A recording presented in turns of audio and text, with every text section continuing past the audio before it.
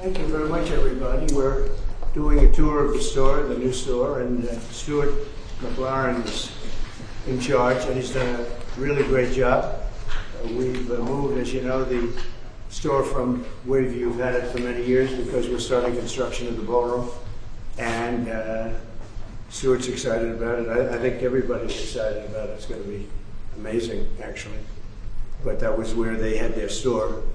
So we had to move them out, and we're going to find them another location over there. But this is the store that recently opened. Stuart, would you like to say anything about the store?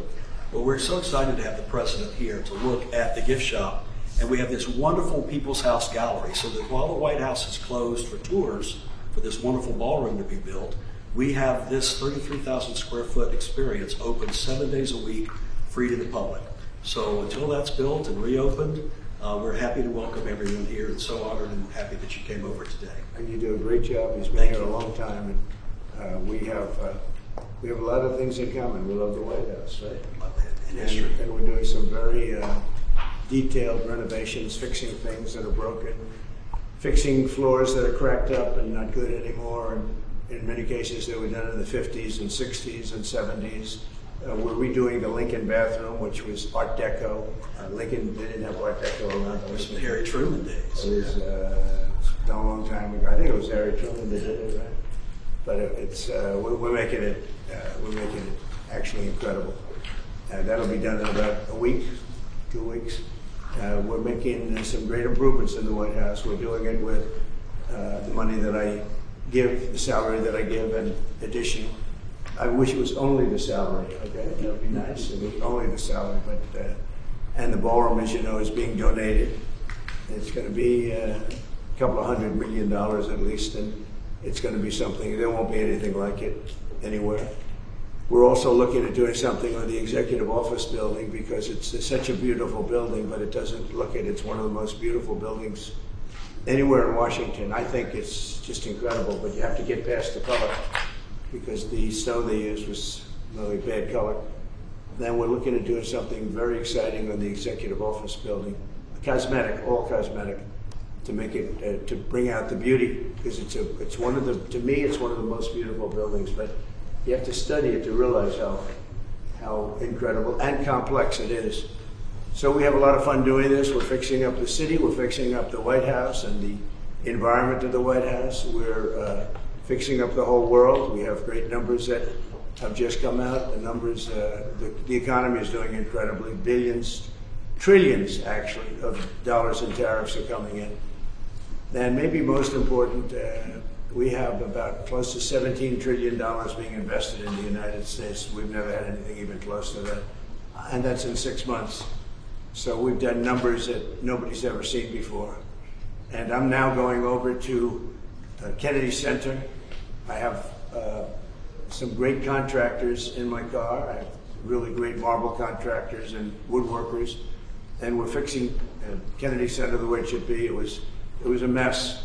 It's an absolute mess, and the bones are so great. They have marble that is so unbelievable, but it hasn't been polished and hasn't been grouted and hasn't been taken care of. And we're able to use most of it as opposed to taking it out. We're able to use it. You couldn't buy, actually it's marble that you couldn't buy.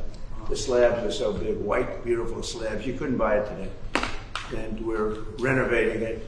And Kennedy Center within a year will be unbelievable. I think it's got tremendous. We're painting the columns a different color. You know, it's got a fake gold. If you're going to use gold, gold. You know about gold. I love the gold. But if you don't use 24 karat gold, it doesn't look good. And there's never been a paint that imitates it. So we're going to be painting the columns probably a very good white, beautiful white. It'll look beautiful with the white marble behind it. The marble's all being renovated inside and out. So that's where I'm going right now. I have all the marble people with me, and we're going to do that with Kennedy Center. The interior of Kennedy Center is being totally done. The chairs are being replaced or renovated. The stages are being renovated fully. Very good stages, very good sound, great sound if you're lucky. Some opera houses, they spend a lot of time and money if it doesn't have good sound. It's like you're born a certain way. If an opera house opens up and it doesn't have good sound, you never make it good. They try. They've tried. In New York, they had a problem, and they rip it apart every 5 years and try to make it good. But if it doesn't work, it doesn't work. This one, the Kennedy Center has phenomenal sound. It's one of the big advantages. So we're going to make that fantastic. We have a great board of close to 40 people, and they're in love with it. They've made great contributions toward it. And we'll have that, I think, within a year, the Kennedy Center will be finished. We have the awards coming up in December. We have great people being awarded, Sylvester Stallone and KISS, which is very unusual. KISS, they don't do that, but they do it here. And we have just, you saw Michael Crawford's going to get an award. It is really going to be very exciting. I'm going to be hosting, not that I want to host, I don't want to host, but they've asked me very strongly to host, so I'll host it. Like I hosted The Apprentice years ago, and we'll do a good job. And we have the awards, I guess, on December something, early in December, we have the awards. Will be on CBS on television. So I just wanted to thank you. Do you have any questions? President Trump, you going to fire Lisa Cook, the Fed governor, over her? Yeah, I'll fire her if she doesn't resign. Yeah. What she did was bad. So I'll fire her if she doesn't resign. Mr. President, have you been briefed on the FBI raid of John Bolton? No, I don't know about it. I saw it on television this morning. I'm not a fan of John Bolton. He's a real sort of a lowlife. When I hired him, he served a good purpose because, as you know, he was one of the people that forced Bush to do the ridiculous bombings in the Middle East. Bolton, he wants to always kill people, and he's very bad at what he does. But he worked out great for me because every time he doesn't talk, he's like a very quiet person, except on television. If he can say something bad about Trump, he'll always do that. But he really doesn't talk. He's quiet. And I'd walk into a room with him with a foreign country, and the foreign country would give me everything because they said, oh no, they're going to get blown up because John Bolton's there. He's not a smart guy, but he could be a very unpatriotic guy. I mean, we're going to find out. I know nothing about it. I just saw it this morning. They did a raid. Do you expect the DOJ to brief you on this? Yeah, they'll brief me, probably today sometime. And Foreign Minister about I don't want to. I tell Pam and I tell the group. I don't want to know, but just you have to do what you have to do. I don't want to know about it. It's not necessary. I could know about it. I could be the one starting it. I'm actually the chief law enforcement officer, but I feel that it's better this way. Foreign Minister Lavrov said no meeting is planned right now between Putin and Zelensky. Absent that meeting, what are the next steps in your view? Well, we'll see. We're going to see if Putin and Zelensky will be working together. It's like oil and vinegar a little bit. They don't get along too well for obvious reasons, but we'll see. And then we'll see whether or not I would have to be there. I'd rather not. I'd rather have them have a meeting and see how they can do. But in the meantime, they continue to fight and they continue to kill people, which is very stupid because they're losing 7,000 people now. I used to tell you 5, now they're losing 7,000 people a day. 7,000 people a week. They're losing, think of that. They're losing 7,000 people on average a week, mostly soldiers. So we want to see if we can stop it. I've stopped 7 wars. I'd like to make this one I thought would have been in the middle of the pack in terms of difficulty, and it's turning out to be the most difficult. With the launching of the White House TikTok account, are you no longer concerned about privacy concerns or national security problems? I'm really not. I think it's highly overrated. So TikTok, as you know, I used TikTok in the campaign. Somebody gave me, we had TikTok Jack, a young guy named TikTok Jack. Then I won the young people by 36 points. No Republican ever wins the young people, and I won it by a lot. And I'm a fan of TikTok. My kids like TikTok. Young people love TikTok. If we can keep it going, good. And we're going to watch the security concerns. And we have buyers, American buyers. We have American buyers. And I haven't spoken to President Xi about it. At the right time when we're set, I'll do it. In the meantime, until the complexity of things work out, we just extend a little bit longer. But we have buyers. We have very substantial American buyers that want to buy it. President Trump, would you like Congress to give you more control over DC when they return from recess? Look, DC is a miracle what's happened. I mean, they can come up with fake numbers like the mayor's doing. Oh, no, it was going down for 20 years. You didn't live here. You know, have you been mugged? Okay. DC was a hellhole, and now it's safe. And in fact, I put out this morning I said, I hate to say this because it doesn't sound very good, but there have been no murders in D.C. in the last week. That's the first time in anybody's memory that you haven't had a murder in a week.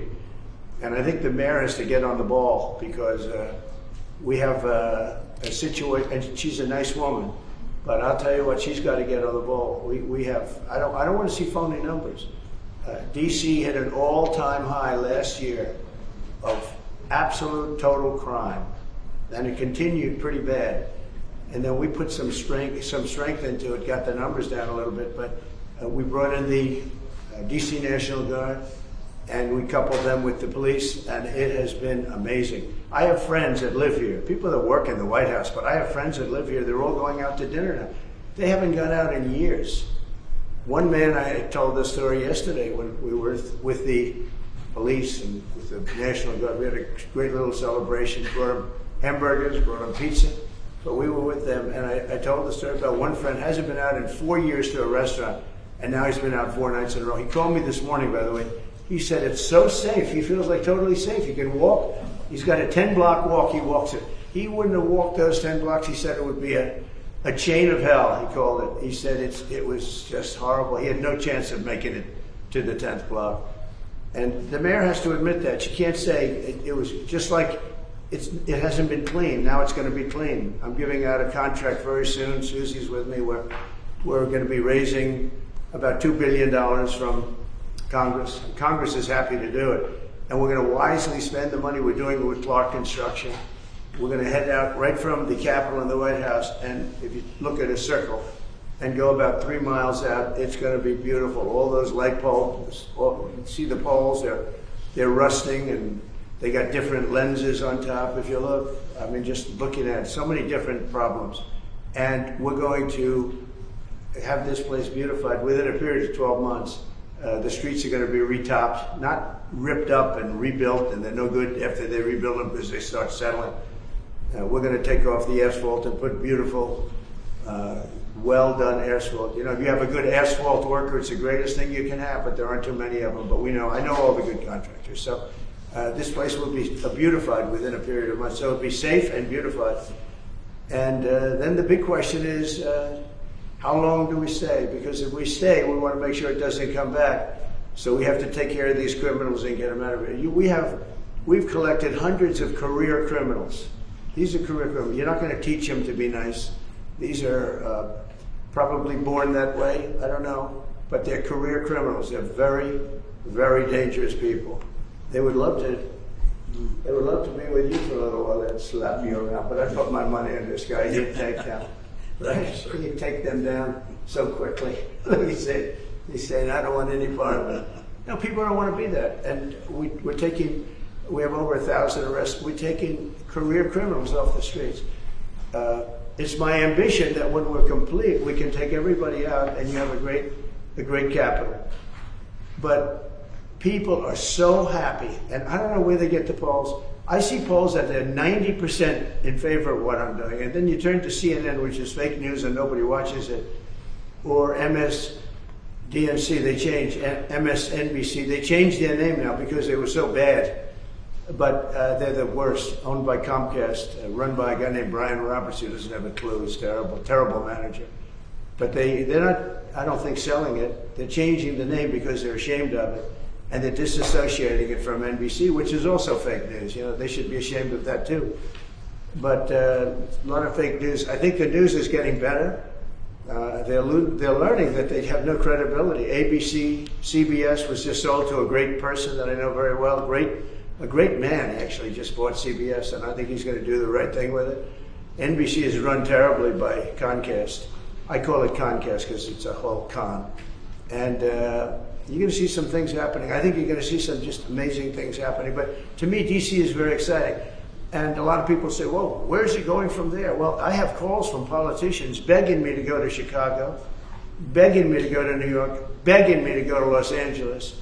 And if we didn't go to Los Angeles with Newsom, they run it so badly, I don't think we would have been able to have the Olympics. They would have ripped down that city.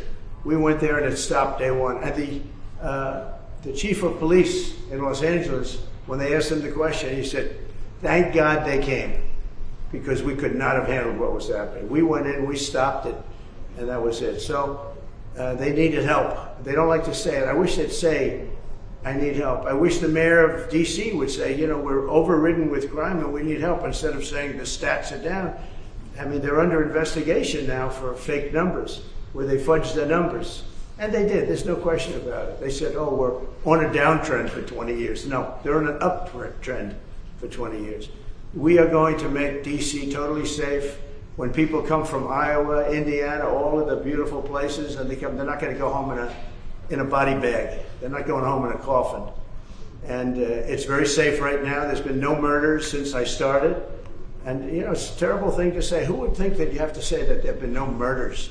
It's terrible. I wrote it this morning. I said, it's hard to say this, but it's actually good news, but it's a hell of a thing to say. There have been no murders in the last week. And nobody can remember the last time that this happened. And there won't be murders because all the thugs are hiding, or they're being sent back to their countries, or they're in jail. And it'll only get better. But we're also doing the beautification, and I just wanted to see the store because they have done a fantastic job. It's memorabilia, it's beautiful books and beautiful everything. It's really, I think the fake news ought to go in and buy some stuff and make happy. I'd pay it, but then you say I'm trying to pay you off, so I don't want to do it. I'd pay the price, but if I did that, Margot, they'd say, he's trying to pay us off, and with the fake news, we can't be bought off. So anyway, so I just want to thank you all. We're going now, and I don't know if you're following. Are you following? We'll have a stop at the really beautiful, what will be beautiful. Right now, I can't use bad language, but it's been so badly run. And they built these cubes outside, and there's stairways that go down to little rooms that nobody uses. It's so crazy what they did. They spent hundreds of millions of dollars. It's like throwing money out the window. They built cubes. All it does is block off the view. So I'm either going to use those cubes as a platform. You know, they go down to little stages, but nobody uses it. And we're taking care of our big, beautiful stages that people really want. And we have artists from all over the world wanting to come. I think we're signing the World Cup. The World Cup's going to have its primary office in the Kennedy Center.